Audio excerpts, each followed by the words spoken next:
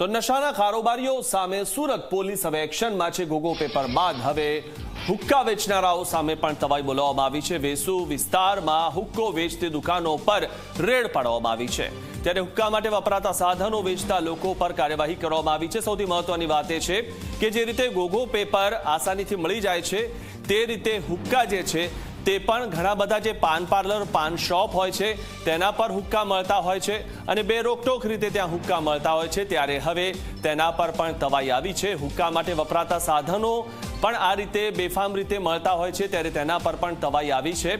અને મહત્વની વાત એ છે કે જે પણ પાન પાર્લર પર આ રીતે હુક્કા મળતા હોય ત્યાં પણ હવે તપાસ હાથ ધરાશે। સુરતથી શરૂઆત થઈ ગઈ છે, ત્યારે અન્ય જે શહેરો છે ત્યાં પણ આ રીતે દરોડા પડશે।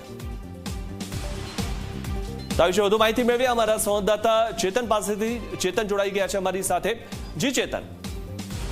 સુરત એસઓજી પોલીસ દ્વારા હુક્કાનું વેચાણ કરનાર જે વિક્રેતા છે તેમને ત્યાં રેડ કરી છે અને આપ જોઈ શકો છો વિવિધ જે હુક્કાના જે ફ્લેવર છે તે અહીં ચકાસણી કરવામાં આવી રહી છે। આ ઉપરાંત અલગ અલગ જે હુક્કાનું સેવન કરનાર વિવિધ જે માધ્યમ છે, જે સાધનો છે તેમની પણ ચકાસણી હાથ ધરવામાં આવી રહી છે।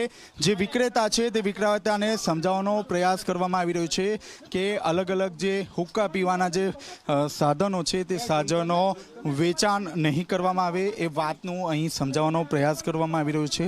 આપ જોઈ શકો છો ડીસીપી દ્વારા વિક્રેતાને સમજાવવાનો પ્રયાસ કરવામાં આવી રહ્યો છે કે શા માટે યુવાધનને બરબાદ કરવામાં આવી રહ્યો છે। આપ જોઈ શકો છો અલગ અલગ જે માધ્યમ છે આ માધ્યમથી જે હુક્કો છે તે હુક્કો પીવામાં આવતો હતો। આપની સાથે ડીસીપી નકુમ સાહેબ જોડાયા છે। જી સર, રેડ કરવામાં આવી, શું કારણ?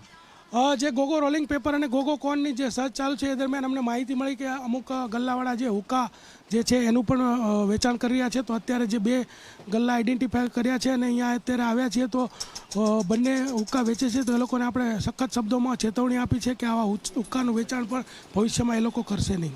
આ શું છે હુક્કા માટેનું શું સાધન છે? આ હુક્કો જે છે એ કોઈ પણ જે છે એને ધૂમ્રપાન કરવા માટે યુઝ થતો હોય છે, પણ એમાં કોઈ પણ વસ્તુ મેળવી પણ શકાય છે, એટલે એનો જે પ્રતિબંધિત નથી એવો પણ યુઝ થઈ શકે અને પ્રતિબંધિત છે એવો પણ યુઝ થઈ શકે। આપના દ્વારા દુકાનદારને સમજાવવાનો પ્રયાસ કરવામાં આવ્યો છે, શું સમજાવવામાં આવ્યું? એમને સમજાવવામાં આવ્યું કે જે યુવાધનને બરબાદ કરે, આપણા સ્કૂલ કોલેજના વિદ્યાર્થીઓને આપણને ખરાબ રવાડે ચડાવે એવી કોઈ પણ વસ્તુઓ જે છે ચાલવા દેવામાં નહીં આવે। કેટલી ટીમો દ્વારા ક્યાં ક્યાં રેડ કરવામાં આવી?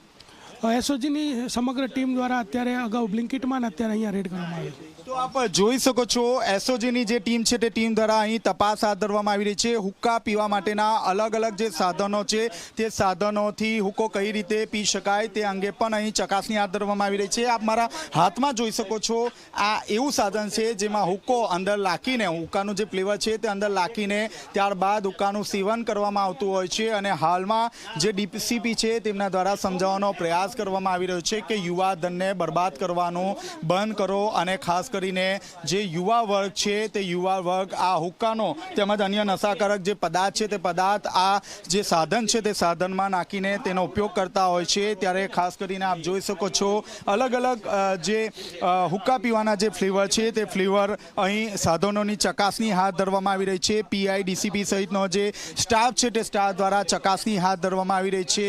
3 જેટલી જે દુકાનો છે તે દુકાનો પર એક સાથે રેડ કરવામાં આવી છે અને રેડ દરમિયાન વિવિધ જે હુક્કો પીવાના જે સાધનો છે તે સાધનો પણ મળી આવ્યા છે।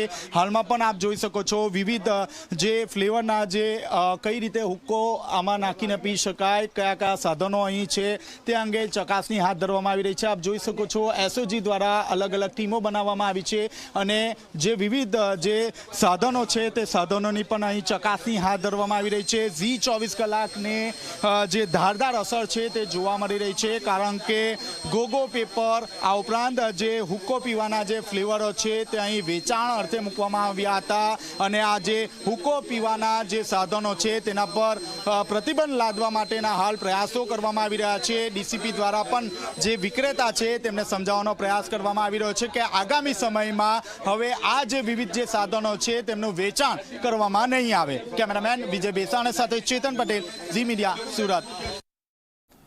તો ઉલ્લેખનીય બાબત એ છે કે ઝી 24 કલાકે જે મુહિમ ઉપાડી છે કે યુવાધનને બરબાદ થતા અટકાવવું, સૌ પ્રથમ ગોગો પેપરને લઈને મુહિમ ઉપાડી અને તે હજુ પણ ચાલુ છે. ગોગો પેપર પર પ્રતિબંધ મૂકવો જોઈએ તે બાબતે પણ સતત ઝી 24 કલાક અહેવાલ દર્શાવતું રહ્યું છે અને તેની અસર પણ થઈ છે. આપ જે આ દ્રશ્યોમાં જોઈ રહ્યા છો તો બ્લિંકિટના લોકર્સમાંથી ગોગો પેપર મળી આવ્યા, કારણ કે 10 મિનિટમાં જ જે કોઈને પણ જે તે જગ્યાએ મળી જતું હતું. બીજું જે દ્રશ્ય છે તેમાં સુરત પોલીસે હવે જે પણ જગ્યાએ હુક્કો મળતો હતો અથવા તો હુક્કા માટે ઉપયોગમાં લેવાતી જે પણ વસ્તુઓ મળતી હતી ત્યાં બધી જગ્યાએ પાન પાર્લર પર જઈને જે સુરત પોલીસ છે તે લોકોને સમજાવી રહી છે અને તેનું વેચાણ અટકાવી રહી છે.